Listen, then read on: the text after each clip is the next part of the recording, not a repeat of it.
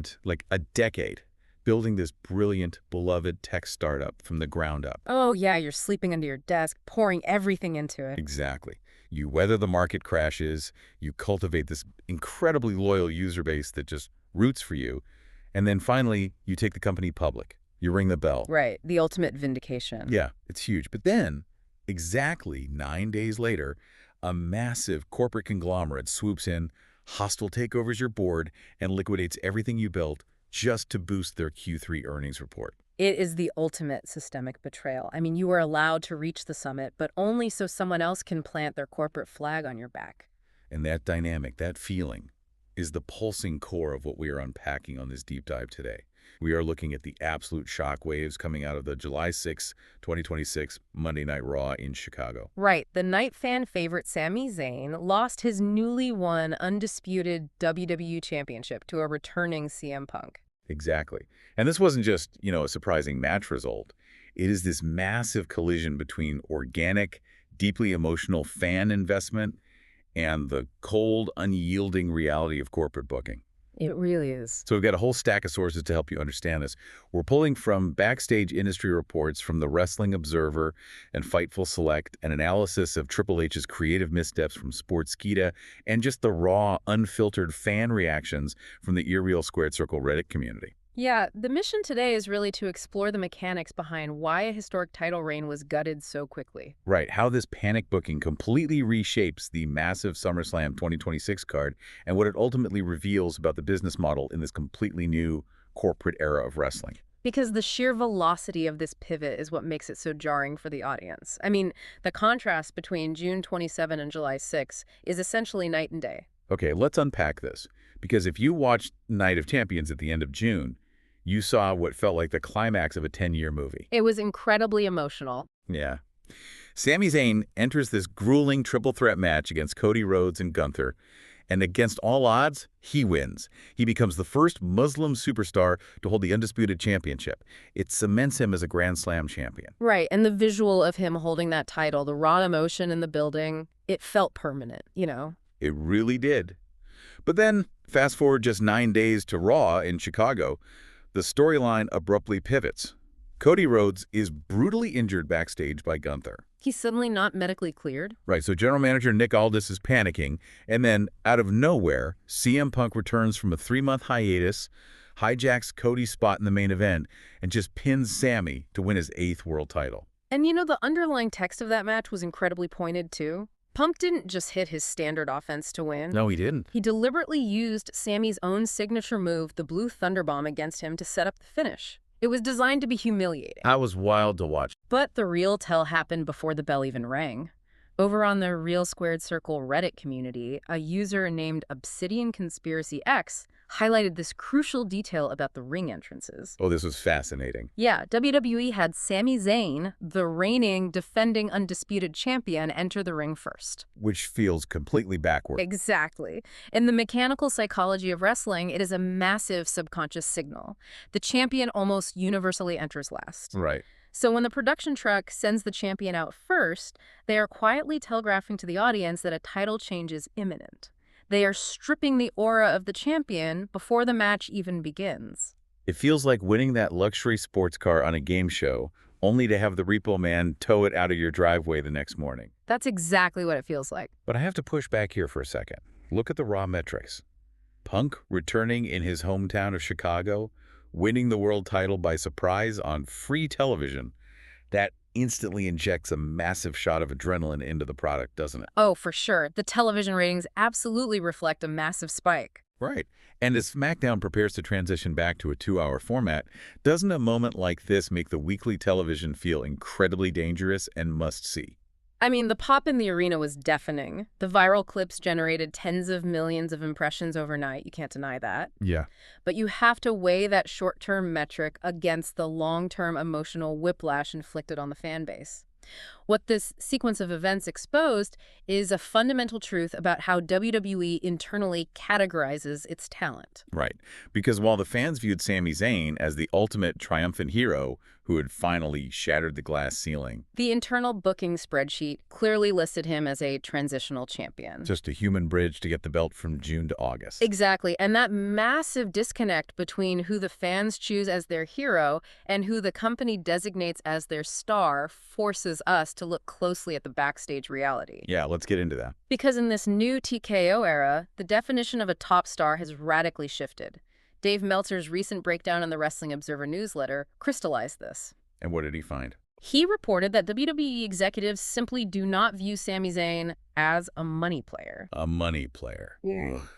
That phrase feels so unbelievably cynical. The phrasing is entirely deliberate, though. The prevailing internal philosophy is that the two top men's world titles are no longer just storytelling props or rewards for hard work. Right. They are highly leveraged corporate assets.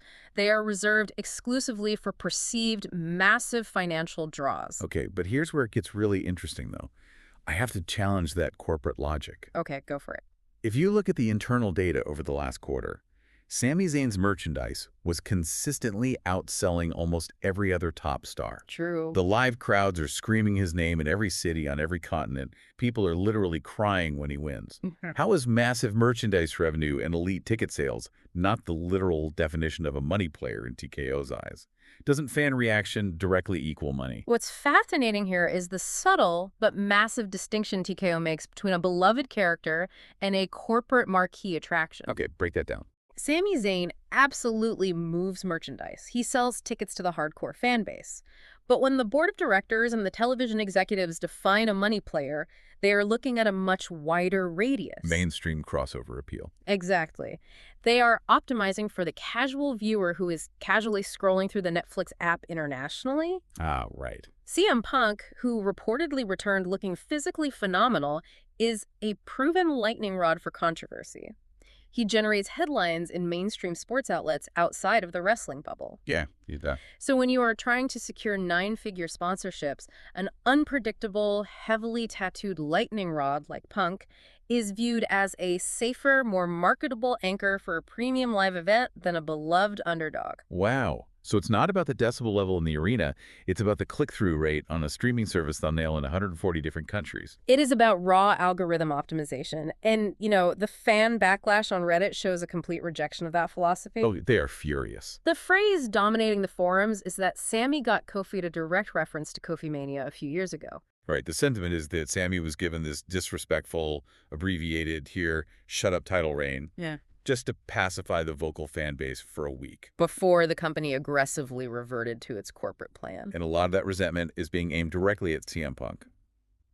A user named Magical Snake posted a blistering critique pointing out the staggering hypocrisy of the whole situation. Oh, yeah, I saw that. Because CM Punk spent the better part of a decade sitting on podcasts, fiercely complaining about part-time old-timers coming back and stealing main event spots from younger, full-time talent who had grinded all year. And now, Punk is executing that exact same playbook on Sami Zayn. It's wild. And the critiques of Punk's in-ring mechanics were equally brutal on the forums. Absolutely merciless. Fans were joking that he looks visibly gassed, trying to execute sequences he was doing 20 years ago.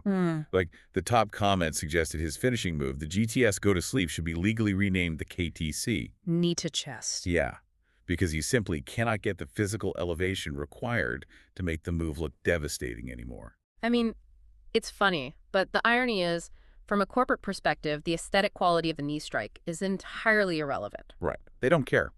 Punk isn't holding that belt for his own vanity. He is holding it for August. This sudden title change was a calculated, panic-induced course correction for a much larger summer strategy. Which brings us to SummerSlam 2026. August 1st and 2nd, a sprawling two-night spectacle at U.S. Bank Stadium in Minneapolis. It's going to be massive. It is. But according to a phenomenal report from False Finish, the plan for CM Punk to defend the undisputed championship against Cody Rhodes was actually locked in for WrestleMania 43. All the way next year in Riyadh. Exactly. They took their biggest theoretical money match for 2027 and hot-shotted it into the summer of 2026. Because they had to. Right. Reports indicate that WrestleMania 42 left an incredibly sour taste with both the fans and the media. It was heavily criticized for being suffocated by advertisements. And there were widespread leaks about TKO executive creative intrusion. Yeah, it felt like a sterile corporate billboard rather than a wrestling show. TKO essentially realized they damaged their premium brand, so they smashed the glass on their emergency reserve. They bumped the Riyadh main event up to SummerSlam just to apologize to the market. It's crazy. And the mechanics of that executive intrusion are critical for you to understand. When we say TKO intrusion, we are talking about board members and sponsor liaisons dictating match placements based on ad buys. Wow. We are talking about executives demanding immediate return on investment for the second quarter rather than allowing a storyline to peak organically in the fourth quarter. Right. To mask the lingering bad press from WrestleMania, they are mandating that SummerSlam be the most top-heavy card in history. Look at what is already locked in alongside Punk and Cody. It's a stacked card. You have Roman Reigns facing Seth Rollins in a rare, high-stakes singles match.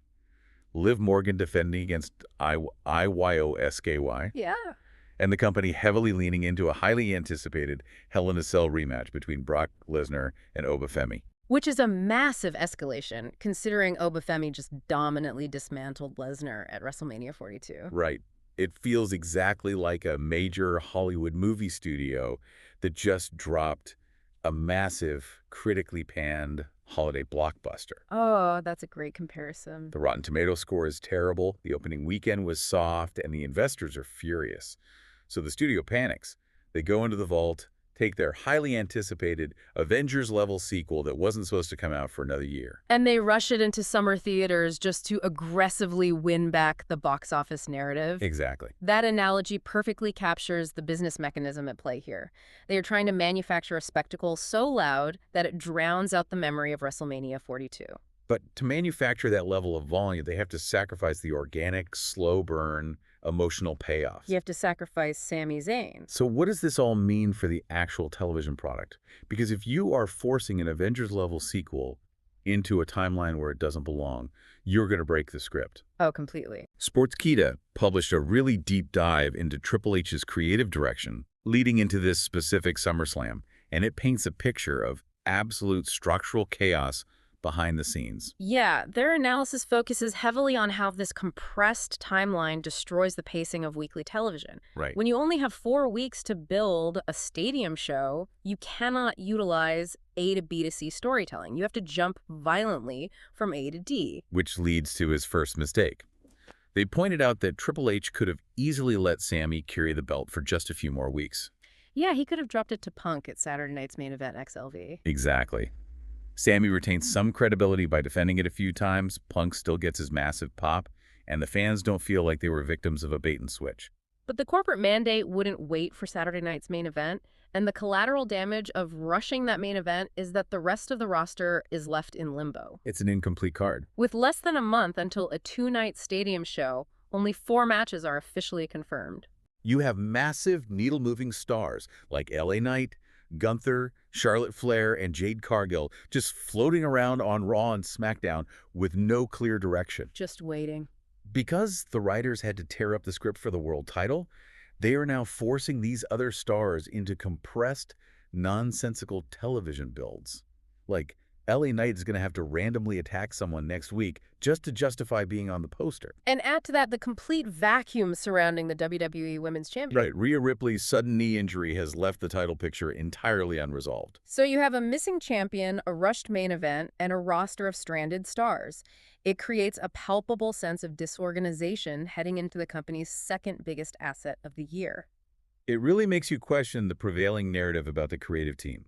I mean, Triple H has spent the last few years being universally praised for his slow burn, long-term storytelling. Right, he's the guy who lets rivalries breathe. So is he suddenly just procrastinating? Or are we watching a man actively being handcuffed by the corporate side of TKO? If we connect this to the bigger picture, we are watching a live tug-of-war between art and commerce. Yeah. You have a creative director who inherently understands that wrestling requires escalating natural tension, but he reports directly to a massive corporate entity that operates on quarterly earnings reports and viral social media metrics. Right. TKO demands immediate, headline-grabbing main events to satisfy shareholders. And the inherent danger in that corporate model is that a poster full of giant names does not guarantee a compelling broadcast. No, it doesn't. If the emotional investment is manufactured and you alienate the hardcore fans who are deeply invested in characters like Sami Zayn, you erode the foundational trust of your audience. Wow. We have covered massive ground today. We started with the jarring heartbreak of a 9-day title reign being cut short in Chicago. Whoa. We pulled back the curtain to examine the clinical money player metric, where international streaming algorithms and sponsor marketability aggressively override organic crowd support. And we explored the mechanics of panic booking, seeing how the corporate desperation to erase a flawed WrestleMania forced the company to hit the fast-forward button on their entire summer strategy. Leaving the weekly television product in a state of chaotic compression. Exactly. And, understanding those underlying mechanics completely alters your viewing experience. It really does. When you tune in to Raw or SmackDown, you are no longer just watching athletes execute holds. Right. You are watching a real-time, high-stakes negotiation between creative storytelling, raw fan emotion, and billion-dollar corporate strategy.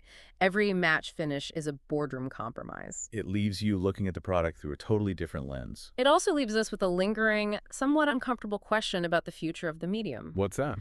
Well, if TKO and WWE are now mechanically optimized to sacrifice massive, organic, emotional payoffs, like a lifelong journey to the mountaintop, just to secure immediate corporate spectacle, what does that mean for the fundamental concept of the underdog? Wow, yeah. In a highly sanitized, boardroom-dictated era, will you, the fans, ever truly possess the leverage to force the company at hand and crown an unexpected hero again?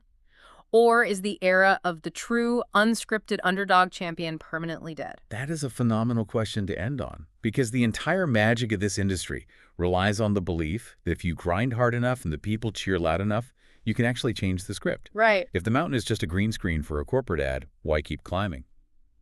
Thank you for coming along on this deep dive with us today. Keep questioning what you watch, and we will catch you next time.